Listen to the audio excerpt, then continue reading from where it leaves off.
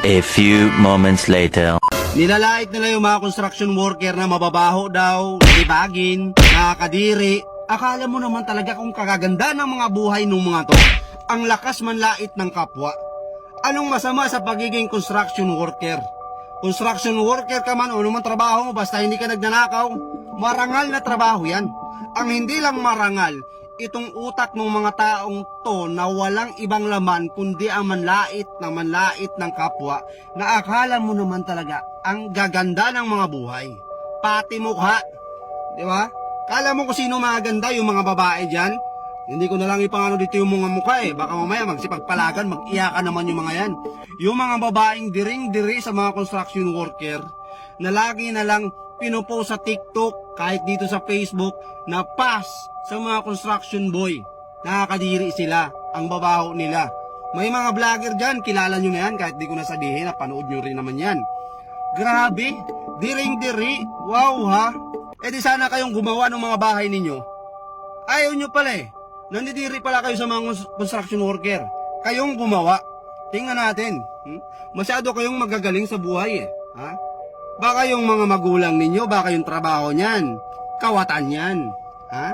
Baka yung pinapakain sa inyo ng mga magulang nyo, ang ganda ka ng trabaho ng mga magulang nyo, pero lakas naman mangawat. Ha?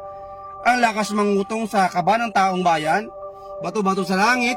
Lakas yung manlait sa mga construction worker, porkit ba nasa opisina kayo? Naka-aircon kayo? Hindi kayo naiinitan ng araw.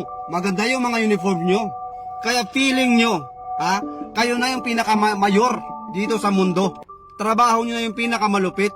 Lakas yung malait sa mga construction worker. Baka nga, sagad kayo sa utang ha?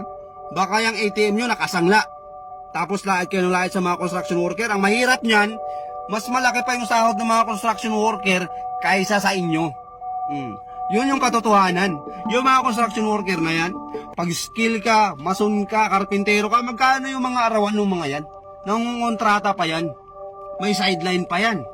Ikaw, tingnan nyo muna yung mga sarili ninyo.